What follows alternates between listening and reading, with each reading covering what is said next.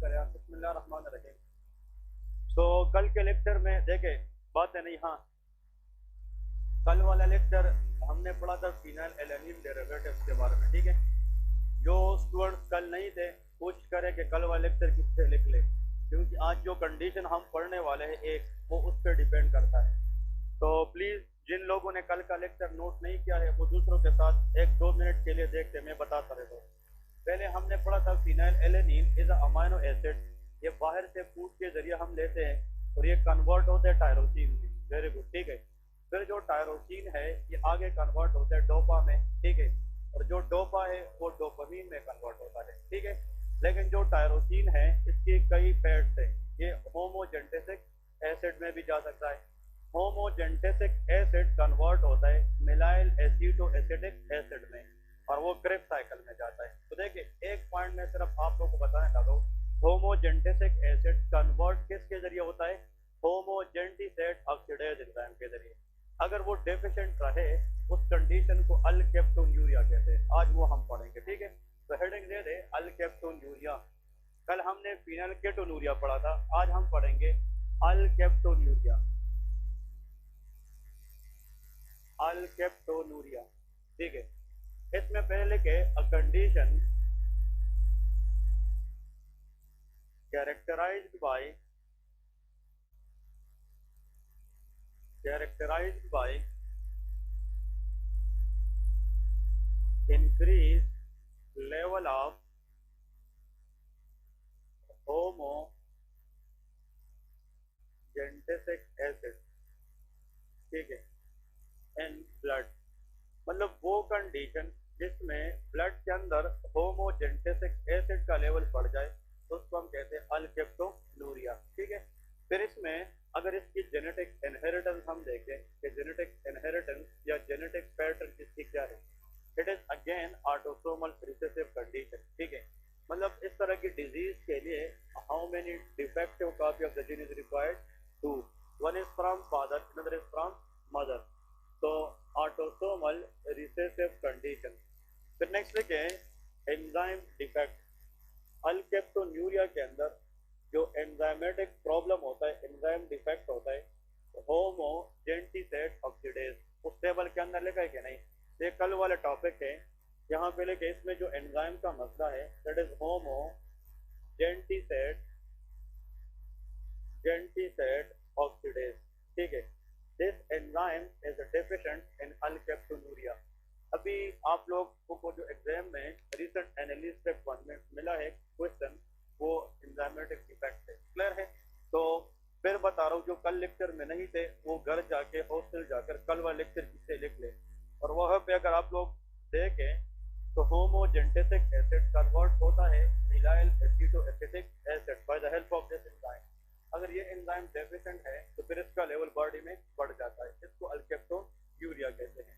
लेकिन clinical feature के ये लोग जब प्रेजेंट करेंगे हॉस्पिटल के अंदर तो हाउ दे प्रेजेंट है। नंबर 1, जिन लोगों में अल्केप्टोन्यूरिया होता है इनिशियली दे आर एसिम्प्टोमेटिक, उन लोगों में कोई सिम्टम नहीं होते। तो पहले तो लिखे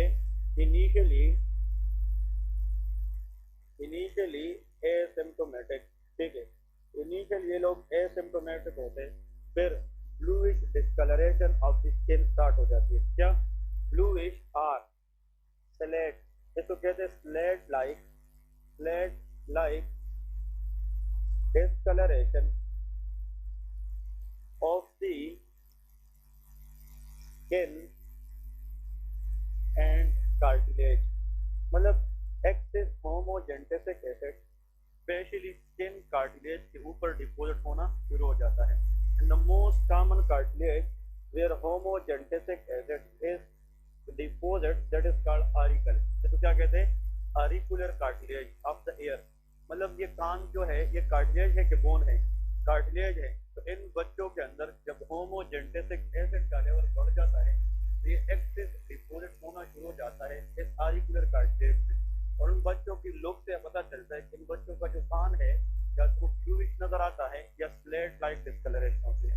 और इसका मतलब ये है इट इज नॉन टेंडर, इसमें कोई पेन नहीं होती, ठीक है। Non tender, no structural deformity, ये कार्टिलेज की स्ट्रक्चर को भी डिफॉर्म नहीं कर सकता। इसका मतलब ये है कि देयर इज नो डिफॉर्मिटी, मतलब स्ट्रक्चर वाइज कान में कोई मसला नहीं होता, स्ट्रक्चरल डिफॉर्मिटी भी नहीं होती। अगर आप उस एरिया को टच करें तो बच्चे को दर्द भी नहीं होता। मतलब ऐसा कंडीशन जिसमें पेन नहीं होती उसको कहते हैं नॉन टेंडर, इसका मतलब नॉन टेंडर। लेकिन जब देखने से पता चलेगा कि बच्चे की जो कान में कार्टिलेज है वो ब्लूइश हो चुकी है या ब्लड लाइट हो चुकी है। इसमें अगर इशू होता है ज्वाइंट पेन, इन बच्चों में क्या स्टार्ट हो जाता है, joint pain and inability to move the joint, inability to move the joint। ठीक है, इसका वजह क्या हो सकता है कि स्किन और कार्टिलेज के बाद एक्सेस होमोजेंटेसिक एसिड कहाँ पे डिपोजिट होना शुरू करता है, जॉइंट में, स्पेशली बिगर जॉइंट, एल्बो जॉइंट में, नी जॉइंट में, शोल्डर जॉइंट में। तो अगर जॉइंट के बीच में से होमोजेंटेसिक एसिड का लेवल बढ़ जाए तो फिर वो बच्चे जॉइंट को सही तरीके से मूव नहीं करेंगे। If there is no movement of the joint, there should be pain in the joint। अब MCQs ये आएगा, excess deposition of homogenetic acid inside the joint is called ochronosis। इस कंडीशन को हम क्या कहते हैं, ochronosis, ये एग्जाम में आता है। So what is meant by ochronosis? Ochronosis is a condition where homogenetic acid is deposited in the joint leading to joint pain। Clear है? और लास्ट टाइम ये क्वेश्चन भी आता है, ochronosis is a classical finding of which condition, alkaptonuria. ये किसके अंदर होता है, अल्केप्टोनूरिया। और next very important MCQ question to remember, इन बच्चों में जब ये यूरिन पास करते हैं, यूरिन कलर इज डार्क। ये जितना भी पानी पिए, देखिए अगर बंदा पानी ना पिए तो यूरिन का कलर येलो बन जाता है because of less intake of water. लेकिन जब हम पानी का इस्तेमाल करना शुरू करते हैं तो फिर यूरिन कलर व्हाइट बन जाती है। क्लियर है कि नहीं? इसका मतलब यूरिन के अंदर इलेक्ट्रोलाइट है, अगर वो इलेक्ट्रोलाइट वाटर कंटेंट पे क्या हो जाए ज्यादा तो यूरिन कलर इज येलो। और फिर जब बंदा यूरिन पास करता है उसमें थोड़ी सी बर्निंग जो होती है, सूजिश होती है। इसका वजह यह होता है कि इलेक्ट्रोलाइट ज्यादा है और वाटर की मिकदार क्या है, कम। फिर हम पानी इस्तेमाल ज्यादा करते हैं तो यूरिन कलर को व्हाइट बन जाता है। ये बच्चे चाहे जितना ज्यादा वाटर पी ले, इन बच्चों की यूरिन है दैट इज डार्क यूरिन। ये क्या होते हैं, डार्क यूरिन। ये पॉइंट याद रखें, डार्क यूरिन का मतलब ये है कि एक्सेस होमोजेंटेसिक एसिड ब्लड के बाद कहाँ पे जाना शुरू कर देते हैं, यूरिन में। और जब होमोजेंटेसिक एसिड यूरिन में अपेयर होना शुरू हो जाता है it will make urine of dark, ये यूरिन को डार्क बनाता है। क्लियर है? कल के लेक्चर में याद रखें, मस्टी ऑर्डर यूरिन वो फिनाइलकेटोनुरिया है, लेकिन dark urination with bluish discolouration of the ear that is called alkaptonuria. Clear है?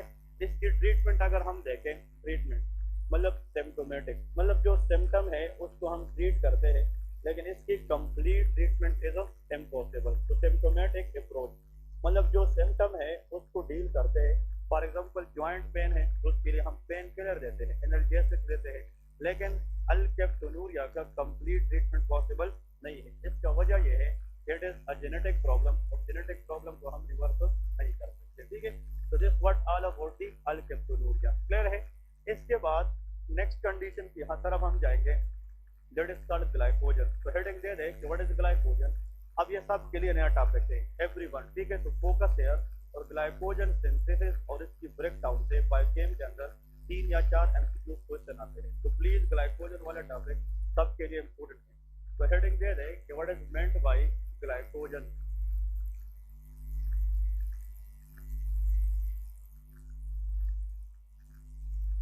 हेडिंग दे दे कि what is meant by glycogen.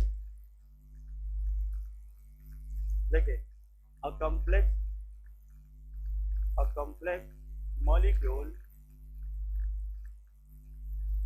which is the storage form of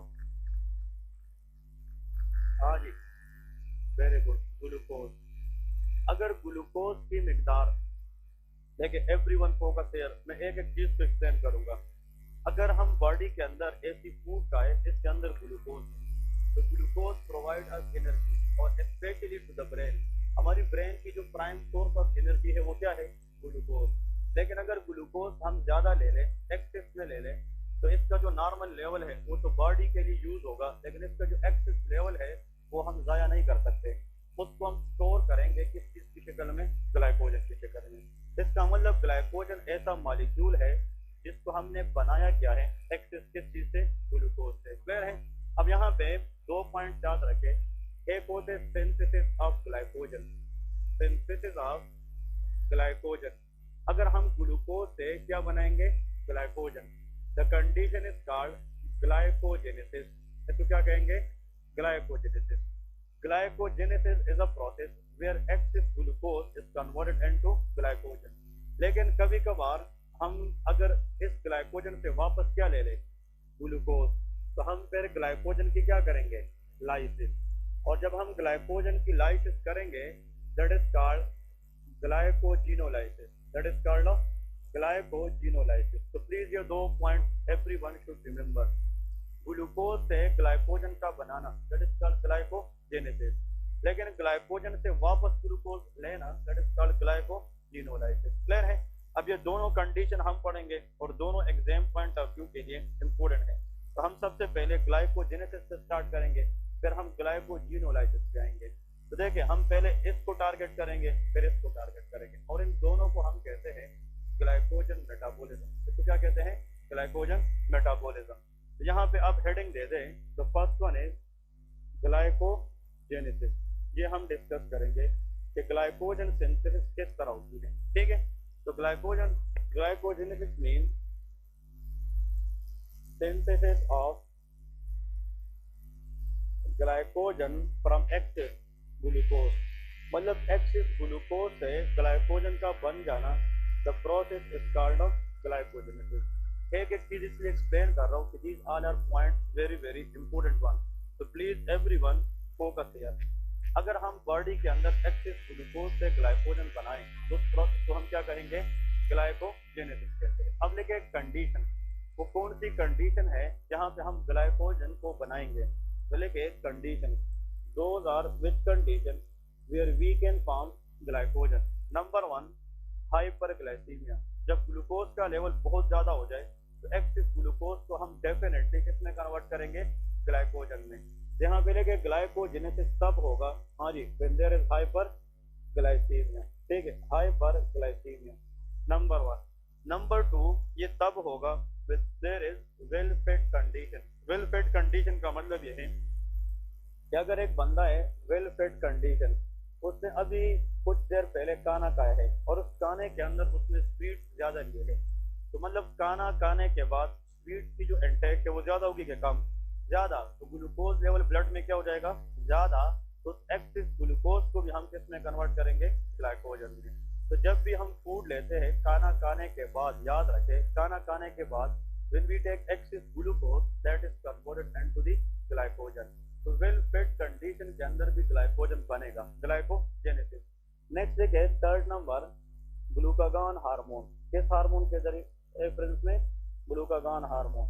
अगर बॉडी के अंदर ये हार्मोन आ गया glucagon, glucagon is a hormone come from pancreas. ये कहाँ से आता है, पेंक्रियाज। पेंक्रियाज के अंदर मुख्तलिफ किस्म के सेल्स होते हैं। आप लोगों ने सिर्फ 2 याद रखने, बीटा सेल और अल्फा सेल। जो बीटा सेल है वो इंसुलिन बनाता है और अल्फा सेल क्या बनाता है, ग्लूकागॉन बनाता है। तो यहाँ पे लेके अल्फा सेल ऑफ पेंक्रियाज। अगर अल्फा सेल ऑफ पेंक्रियाज क्या चीज रिलीज करे, glucagon. This glucagon increase blood glucose level. Glucagon, insulin का काम क्या है, शुगर को ज्यादा करना या कम। इंसुलिन कैन डिक्रीज शुगर या ग्लूकोज बट ग्लूकागॉन इंक्रीज। तो ग्लूकागॉन जितना ज्यादा होगा उतना ब्लड ग्लूकोज क्या होगा, ज्यादा, हाइपरग्लाइसीमिया होगा। और उस एक्सेस ग्लूकोज को हम किसमें कन्वर्ट करेंगे, ग्लाइकोजन में कन्वर्ट करेंगे। क्लियर है। तो 3 बातें याद रखें, ग्लाइकोजन में हम कन्वर्ट ग्लूकोज को तब करेंगे जब उसका पहले से लेवल क्या हो, ज्यादा, hyperglycaemia, well fed condition and glucagon release. ठीक है। अब लिखे इसकी लोकेशन कि ग्लाइकोजेनेसिस कहाँ पे होती है। ग्लाइकोजेनेसिस मेनली लीवर के अंदर होती है। कहाँ पे, लीवर। एक्सेस ग्लूकोज को अगर हम ग्लाइकोजन में कन्वर्ट करना चाहे तो उसकी मेन जो मैकेनिज्म है वो किस में होती है, लीवर के अंदर। यहाँ पे लेके द मेन लोकेटेड या site for glycogen synthesis that is liver. तो वी विल डिस्कस लीवर, और लीवर की जो सेल है दैट इज हेपेटोसाइट। अब लेके एंजाइम्स रिक्वायर्ड। कुछ एंजाइम्स होंगे जो ग्लाइकोजन बनाने में हेल्प करेंगे। तो enzymes which is really required for the formation of glycogen synthesis. Number 1 इसमें जो एंजाइम आता है that is called glycogen synthase. इसमें क्या होता है? Glycogen synthase. ग्लाइकोजन बनाने वाला एंजाइम उसको क्या कहा जाता है? Glycogen synthase. The first enzyme required for glycogenesis that is called glycogen synthase. Next is called branching enzyme. एक को हम क्या कहते हैं? Branching enzyme. ये एंजाइम का नाम है. तो ब्रांचिंग एंजाइम ये दो आप लोगों ने याद रखने हैं एग्जाम के लिए. तो एक्चुअली ग्लाइकोजन अगर हम ग्लूकोज से बनाएंगे लीवर के अंदर तो लीवर के पास कितने एंजाइम्स होने चाहिए? 2, ताकि वो एक्सेस ग्लूकोज को ग्लाइकोजन में कन्वर्ट कर सके. उनमें से एक का नाम है glycogen synthase, another is branching enzyme.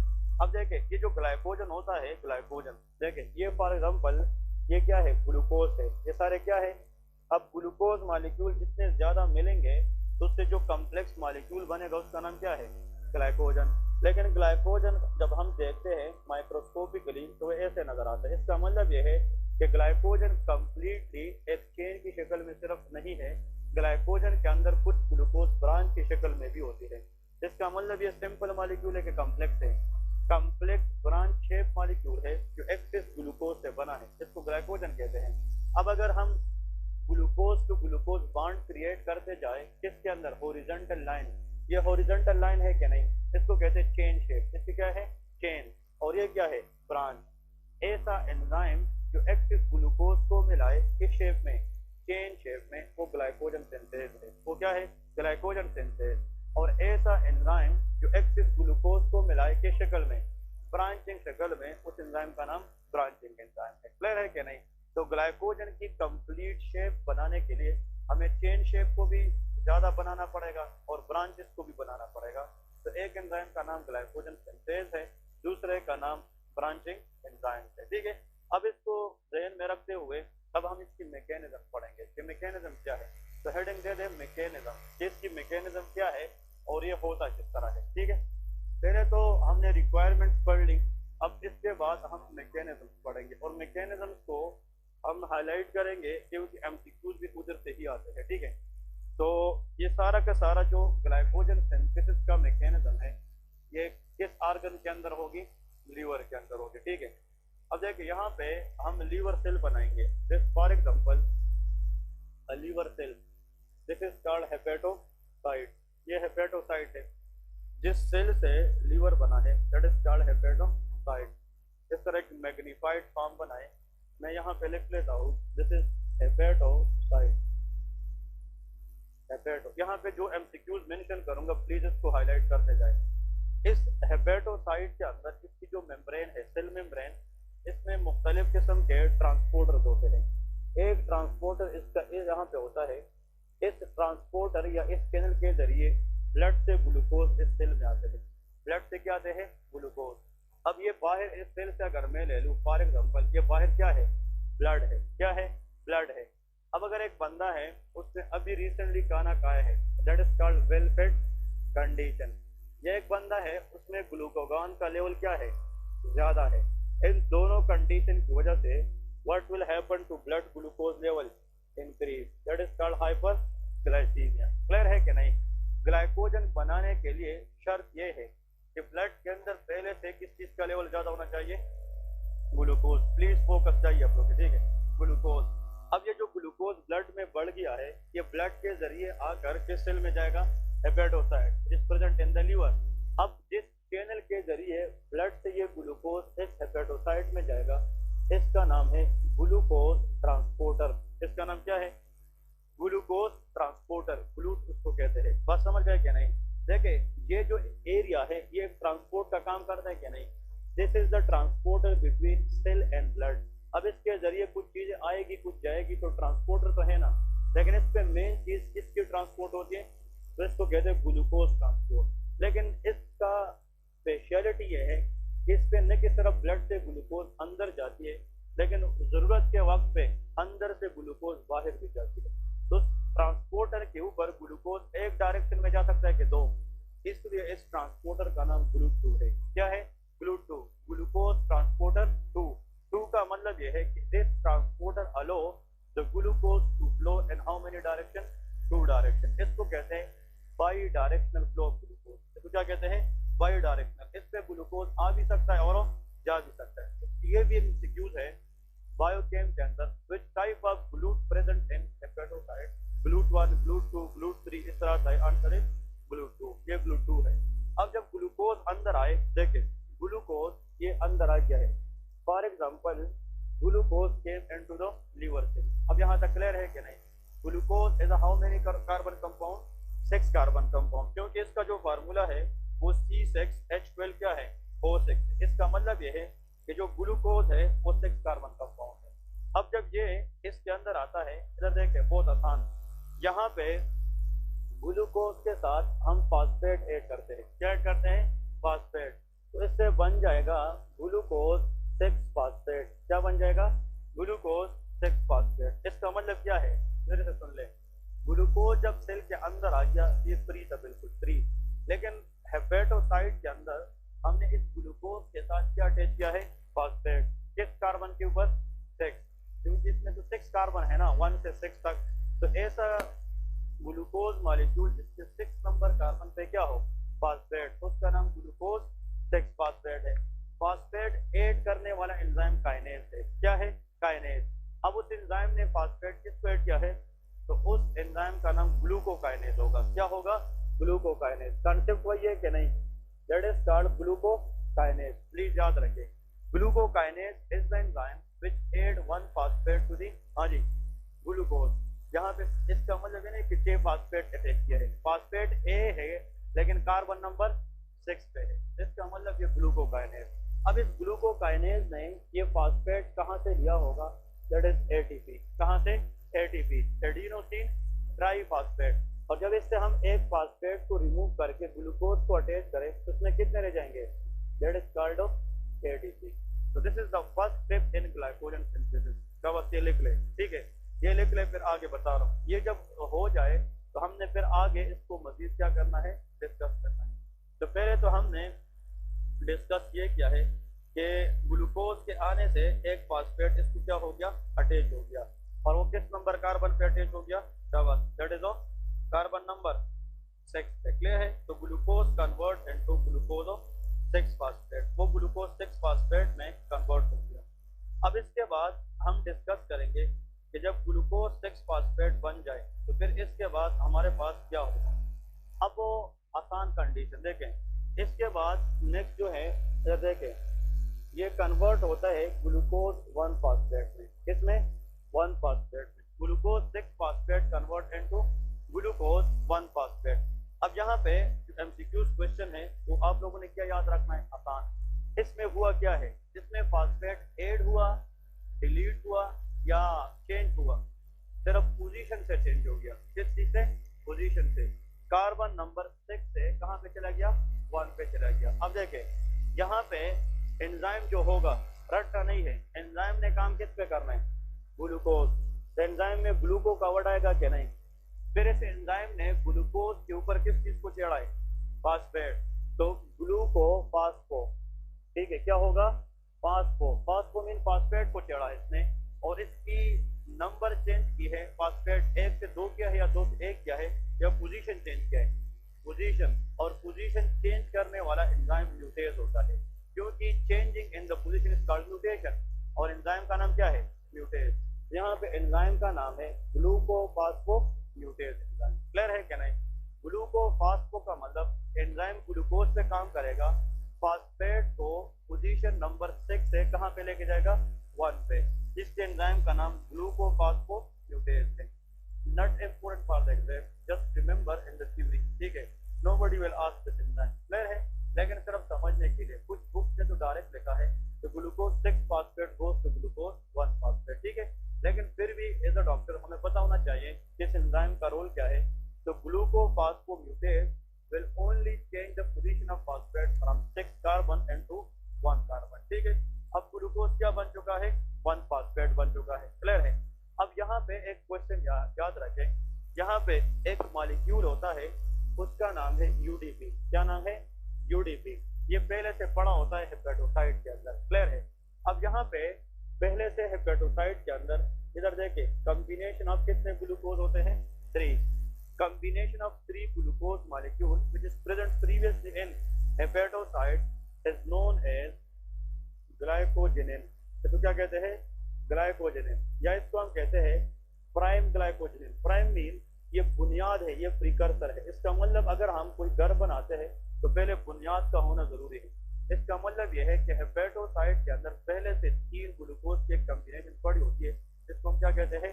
ग्लाइकोजेनिन कहते हैं। अब देखें यहाँ पे जो ग्लूकोज 1 फास्फेट है, इधर देखें यहाँ पे एक एंजाइम होता है, वो यहाँ पे इससे ये ग्लूकोज डिटेच करता है और वो ग्लूकोज किस पे अटैच हो जाता है?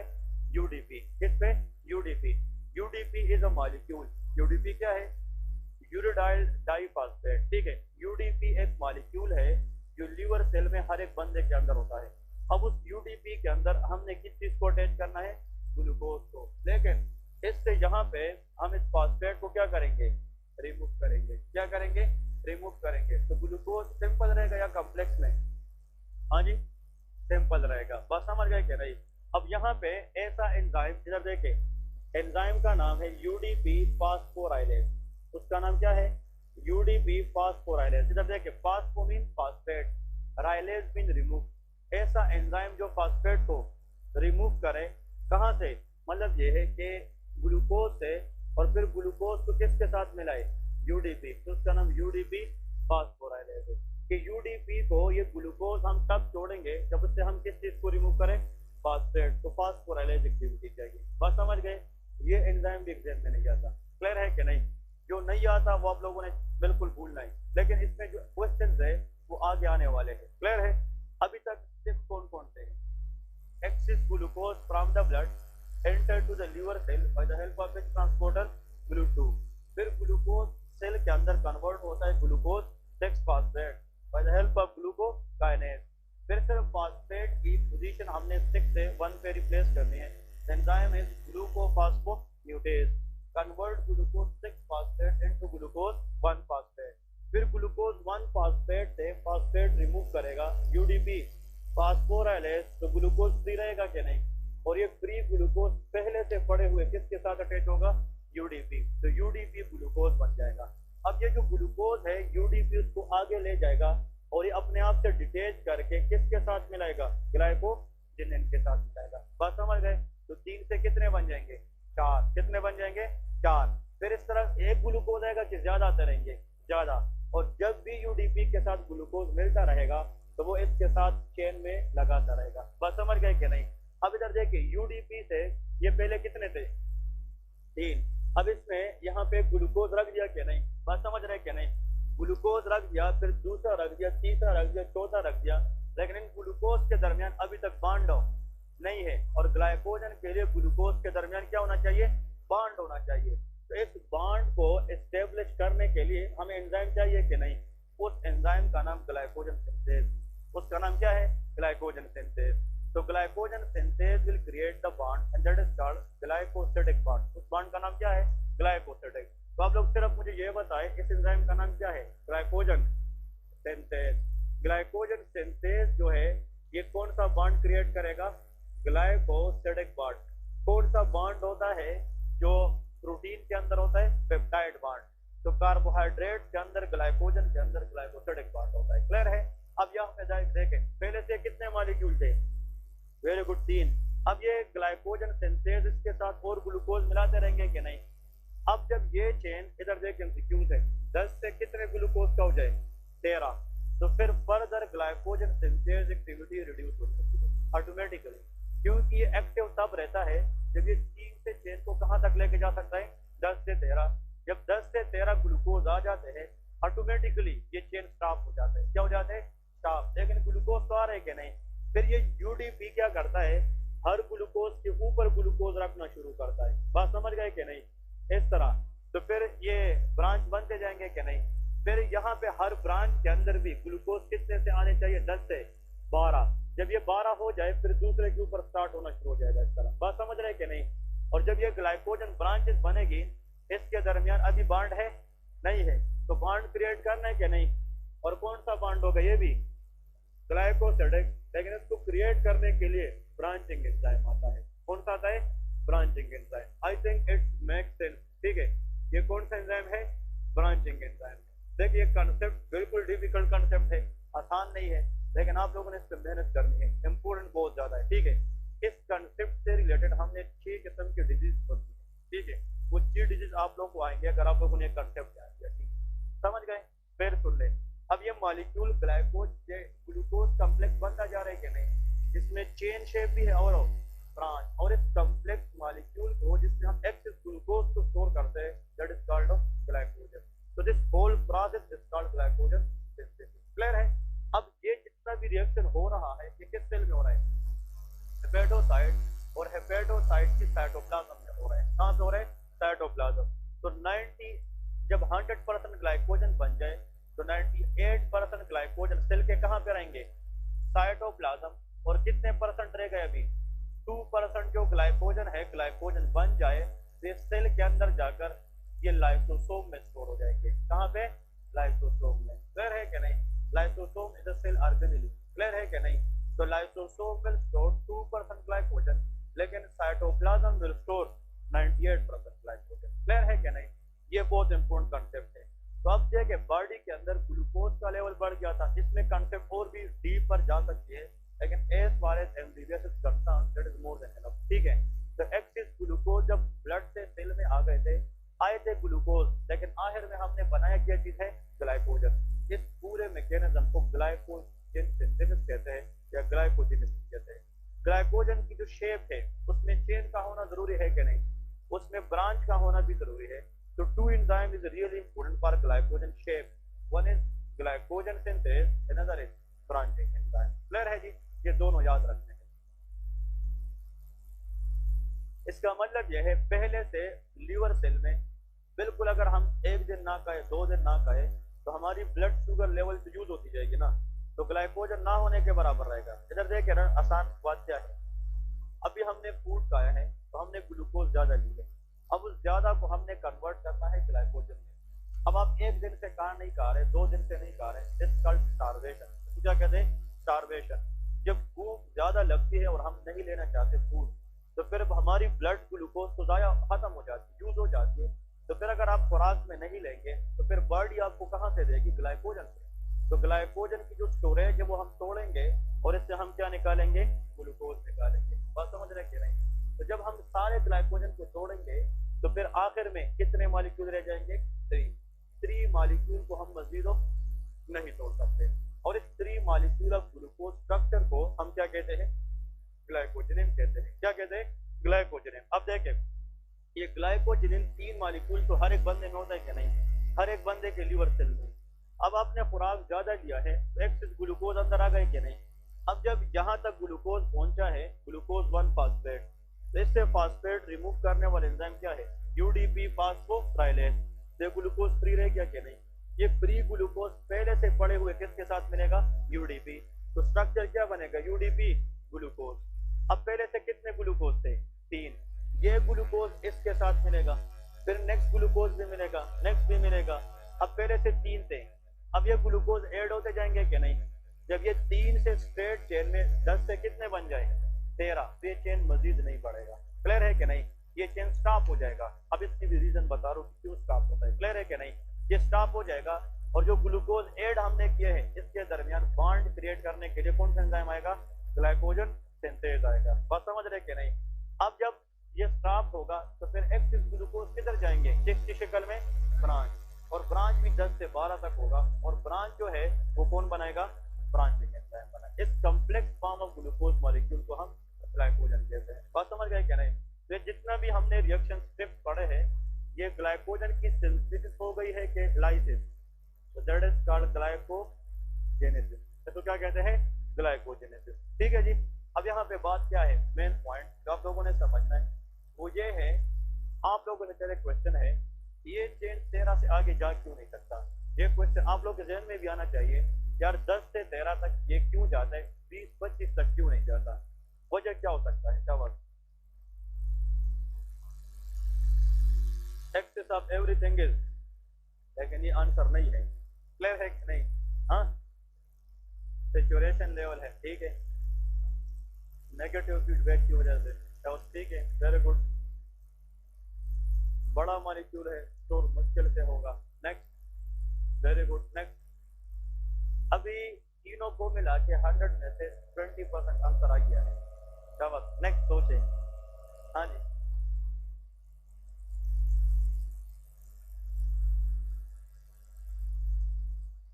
हाँ, स्ट्रेट चेन को तोड़ना डिफिकल्ट है, ठीक है, स्टोर करना डिफिकल्ट है, सेम बात है। नेक्स्ट, बड़ा मॉलिक्यूल है, स्टोर करना डिफिकल्ट है, ठीक है। नेक्स्ट, ब्रेक डाउन करे तो स्टोर करे तो ब्रेक डाउन करेंगे ना, स्टोर पे आप फोकस करें। हाँ, एबिलिटी इतनी नहीं है हेपेटोसाइट की कि वो चेन को ज्यादा देर तक रखे। नेक्स्ट, चलो 2% ऐड कर दिया आपका भी। नेक्स्ट, हाँ जी, ओके, ग्लाइकोजन सिंथेस की कैपेबिलिटी इतनी नहीं है कि वो ज्यादा चेन बना सके, 8% ऐड कर दिया, ठीक है ना, 30 हो गया। 50 पे भी जाएंगे तो मैं कहूंगा ठीक है। हाँ जी, और एक बात है जिसने बता दिया वो 100% होगा। क्लियर है कि नहीं? देखिए, मेडिसिन में आप जो भी लॉजिक देंगे ना, गलत कोई नहीं कहेगा। आप लोग जो लॉजिक दे रहे हो ये सारे के सारे गलत है, ये गलत है, लेकिन ये ठीक भी है, लोग इसको गलत भी नहीं कह सकते। मेडिसिन ऐसी फील्ड है, ठीक है, लॉजिक दो, रीजन से दो, आप लोग चाहे गलत हो फिर भी ठीक कह रहा हो। क्लियर है कि नहीं? हाँ जी, अब देखिए आंसर है भी नहीं फिर भी 30% आप लोगों को मिलेगा। हाँ, ग्लाइकोसिडिक बॉन्ड आगे नहीं जा सकता। नेक्स्ट, हाँ, इजाज बताएगा। हाँ, कुछ तो बताए। हाँ, आसान है यार। हाँ, हम आप बताएं, क्वेश्चन समझ रहे हो?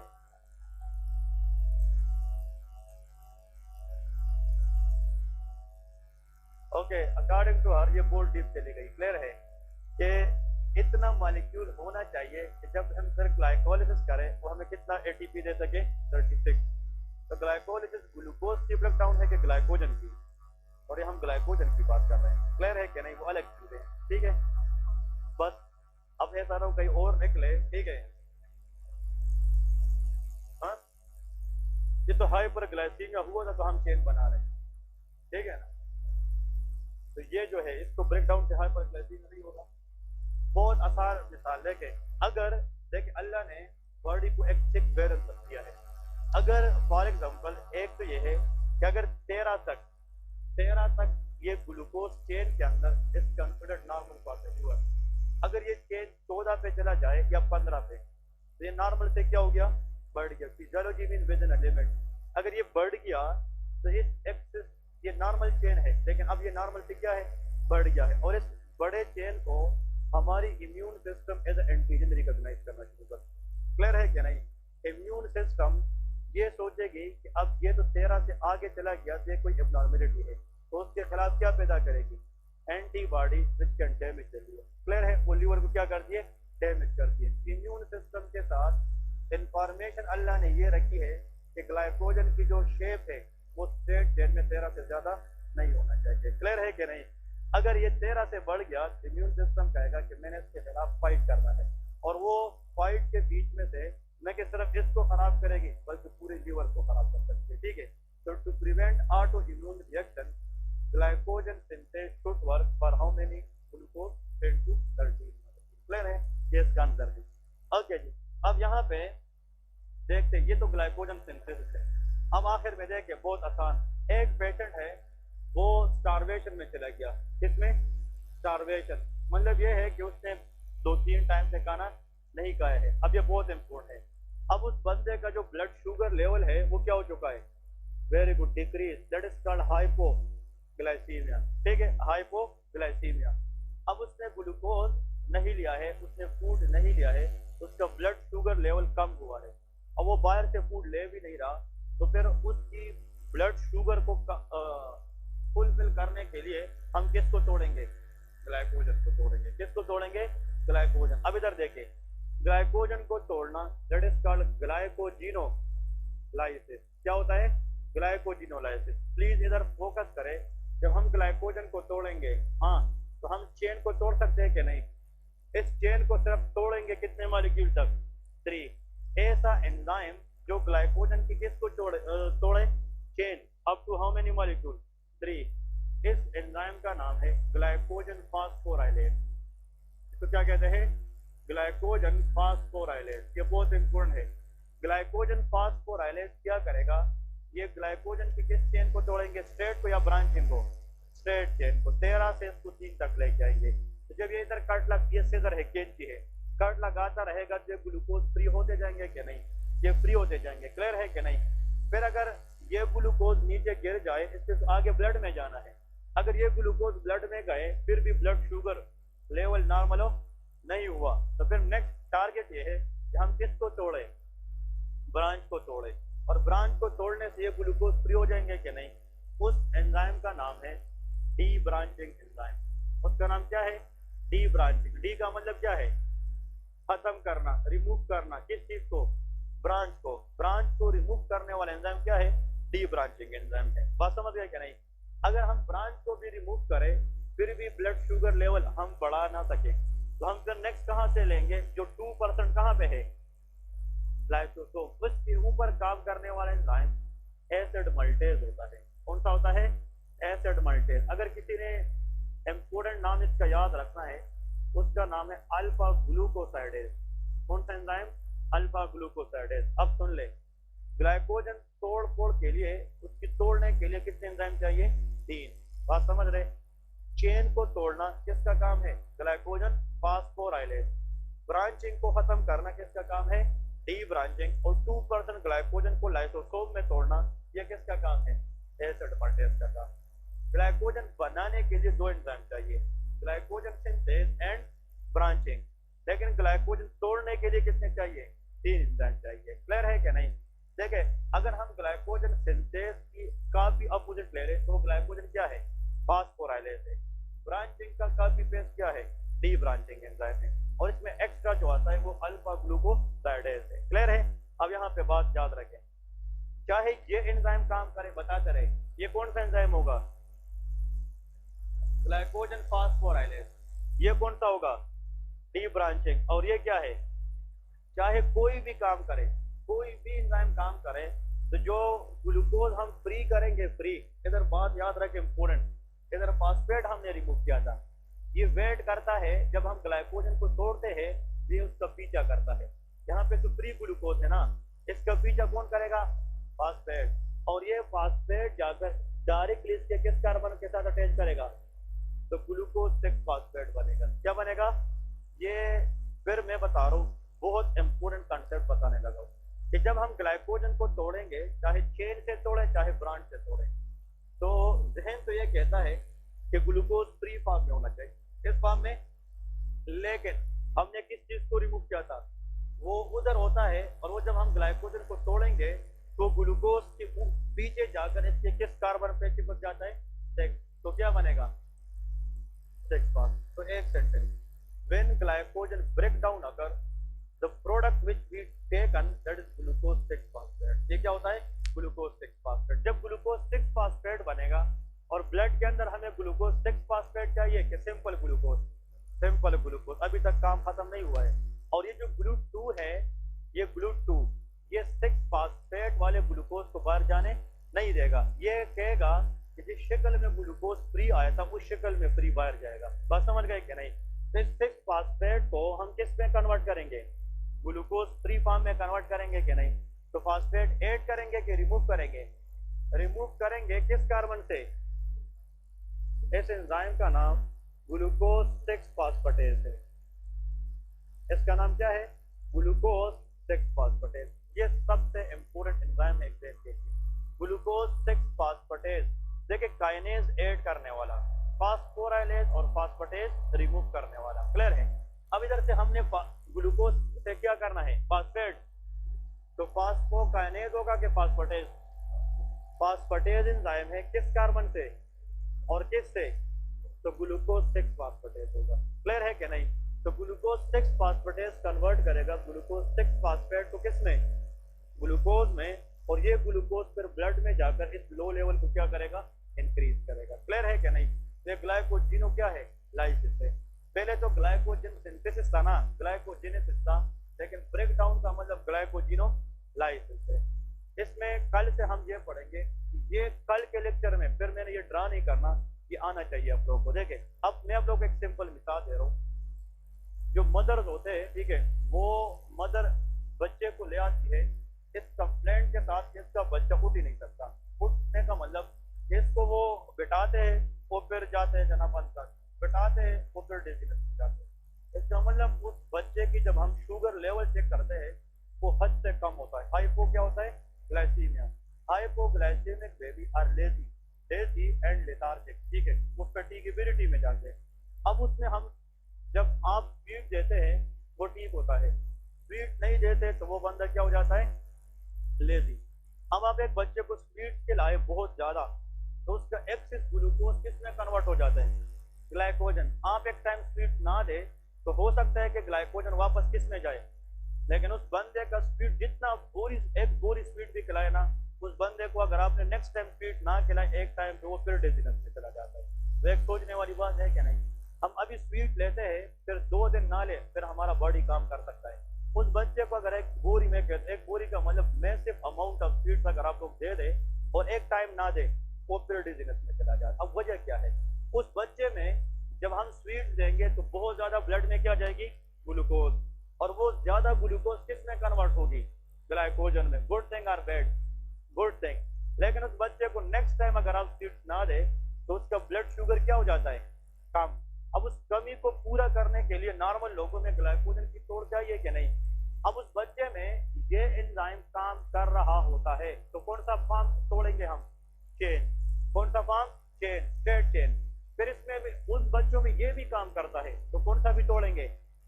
अब तक हमने ग्लाइकोजन का 98% तोड़ा है। कितना परसेंट? 98। फिर ये भी उसमें काम करता है तो कितना परसेंट तोड़ा है? 100%। यार उस बच्चे में ट्रिक ये होता है कि उसके सारे एंजाइम ठीक है फिर भी अगर वो स्वीट ना रहे तो उसको क्या हो जाता है? हाइपोग्लाइसीमिया, जो जैन कहते नहीं होना चाहिए। क्लियर है? अब आपने कितना परसेंट ग्लाइकोजन तोड़ा है? 100%। लेकिन मसला क्या है? चाहे कितना परसेंट क्यों ना तोड़े, एट द एंड क्या बनेगा? उस बच्चे में ये एंजाइम डेफिशिएंट होता है। क्या डेफिशिएंट होता है? Glucose 6 phosphatase. अगर ये नहीं है तो अगर 100% ग्लाइकोजन आप तोड़े तो 100% ग्लूकोज 6 फास्फेट बनेगा, और हमें क्या चाहिए? ग्लूकोज। और इसको कन्वर्ट करने के लिए क्या चाहिए? तो अगर ये नहीं है, can glucose will reach the blood? No. उस बच्चे का ग्लूकोज मजीद क्या हो जाएगा? कम, तो बच्चा डिजीनेस में चला जाता है। क्लियर है कि नहीं? तो ऐसे बच्चे जिसमें स्वीट देने के बाद वो ठीक होते हैं लेकिन एक टाइम स्वीट ना देने से वो किसका शिकार हो जाता है? हाइपोग्लाइसीमिया। तो उस बच्चे में न कि तीनों का मसला है बल्कि मेन मसला किसमें है? ऐसे डिजीज को हम कहते हैं वान गिर की डिजीज। इसको क्या कहते हैं? वान गिर की डिजीज। ये एमसीक्यूज आता है। Von Gierke disease is a glycogen defective disease where the disease is characterised by deficiency of glucose 6 phosphatase. Clear है? कुछ बच्चे होते हैं वो अगर स्वीट ले ले ठीक होते हैं, अगर वो फिर ना ले तो वो अनकॉन्शियस नहीं होते लेकिन दूसरे बच्चों के साथ खेल नहीं सकते। इसका मतलब ग्लूकोज तो कम होते हैं लेकिन सीवियर हाइपोग्लाइसीमिया नहीं होता। क्या होता है? Mild hypoglycaemia. इधर देखिए, मैं कहता हूँ अगर एक बच्चा है उसमें ये एंजाइम काम नहीं करता तो ये चेन हम तोड़ेंगे नहीं, लेकिन ये दोनों काम कर रहे फिर भी इससे ग्लूकोज बनेंगे कि नहीं? इससे भी आएंगे। यार अगर ये ना करे 80% तो बनेंगे ना, तो क्या बनेगा? और अगर ये है ये एंजाइम तो ग्लूकोज 80% बनेंगे क्या नहीं? तो अगर जो ग्लूकोज नॉर्मलाइज नहीं होंगे लेकिन हाइपोग्लाइसीमिया है लेकिन क्या है? माइल्ड है, तो बच्चा अनकॉन्शियस हो नहीं होगा। मैं कहता हूँ यार इसका मसला नहीं है, इसका मसला है। तो फिर ये तोड़ेंगे कि नहीं? ये भी तोड़ते, ये नहीं तोड़ सकेंगे, फिर भी 80% बनेगा कि नहीं? फिर भी माइल्ड हाइपोग्लाइसीमिया है। बस समझ गए कि नहीं? अगर ये भी काम कर रहे, ये भी कर रहे, ये नहीं कर रहा तो 98% हम तोड़ेंगे, कितना परसेंट नहीं तोड़ेंगे? इसका मतलब ना होने के बराबर हाइपोग्लाइसीमिया। लेकिन अगर ये तीनों है, सिर्फ क्या नहीं है? फिर severe hypoglycaemia, that is called von Gierke disease. Clear है कि नहीं? तो ऐसा ग्लाइकोजन डिफेक्ट जिसमें सीवियर टाइप हाइपोग्लाइसीमिया होता है, उस कंडीशन के अंदर किसका मसला होता है? Glucose 6 phosphate. इस बच्चे का और मसला क्या होगा पता है? नंबर 1, ये डेफिशिएंट है, इस बच्चे में किसका लेवल बढ़ेगा? अब ये ग्लूकोज 6 फास्फेट क्या करेगा, ये पीछे नहीं जा सकेगा। जब ये पीछे नहीं जाएगा तो इसने आगे जाने की कोशिश करना है। और ये ग्लूकोज 6 फास्फेट यहाँ पे भी है कि नहीं, ये इसके साथ मिलकर ग्लूकोफॉस्फोकाइनेज के जरिए किस में कन्वर्ट होगा, और फिर जाकर क्या बनेगा, ग्लाइकोजन। तो ग्लाइकोजन का लेवल लीवर में क्या होता जाएगा, इसको कहते हैं ग्लाइकोजन स्टोरेज डिजीज। तो क्या कहा जाता है, ग्लाइकोजन। और जितना लीवर सेल में ग्लाइकोजन का लेवल क्या होता जाएगा, तो लीवर साइज क्या होगा, तो 2 साल के बच्चे में हेपेटोमेगेली हो जाती है। क्लियर है कि नहीं, हेपेटोमेगेली। और याद रखे ये जो ग्लूकोज 6 फास्फेट है ये लीवर के अंदर जाकर एक शंट का हिस्सा बन जाता है, जिससे आखिर में क्या बनेंगे, यूरिक एसिड। और इन बच्चों को गाउट हो जाता है। क्या हो जाता है, गाउट। कल इंशाल्लाह इसको मैं डिस्कस करूंगा कि वान गिर की डिजीज क्या है, पोम्पिस डिजीज क्या है, एंडरसन डिजीज क्या है, मैकार्डल डिजीज क्या है। ये सारे के सारे ग्लाइकोजन स्टोरेज डिजीज है। ये हम 1 बाय 1 प्रूव करेंगे, लेकिन कल का लेक्चर 99% डिपेंड करेगा इस केस के ऊपर। तो घर जाकर ये केस दोबारा पढ़े, और कल के क्लास से पहले जब भी बताऊंगा आप लोगों ने उस क्लास में आंसर करने हैं। इससे आप लोग ये डिजीज बिल्कुल क्लियर हो जाएगी। क्लियर है। तो देखिए ग्लाइकोजन बनाने के लिए हमें 2 एंजाइम्स चाहिए थे, glycogen synthase and branching enzyme. Glycogen तोड़ने के लिए हमें 3 एंजाइम चाहिए, glycogen phosphorylase, debranching enzyme and acid maltase, which is alpha glucosidase. लेकिन इवेंचुअली ग्लूकोज लेने के लिए हमें क्या चाहिए, ग्लूकोज 6 फास्फेटेज चाहिए। क्लियर है। कल इंशाल्लाह इसकी डिजीज हम डिस्कस करेंगे। समझ गए ये चीजें कि नहीं। तो एक था ग्लाइकोजन सिंथेसिस और एक था ग्लाइकोजन ब्रेक डाउन। सिंथेसिस को ग्लाइकोजेनेसिस कहते हैं, ब्रेक डाउन को ग्लाइकोजिनोलाइसिस कहते हैं, और इसको ग्लाइकोजन मेटाबॉलिज्म कहते हैं। जब इंसान को वेल फिट कंडीशन हो, खाना उसने खाया हो, तो उसका ग्लूकोज किस में कन्वर्ट होगा, ग्लाइकोजन में। लेकिन जब उसने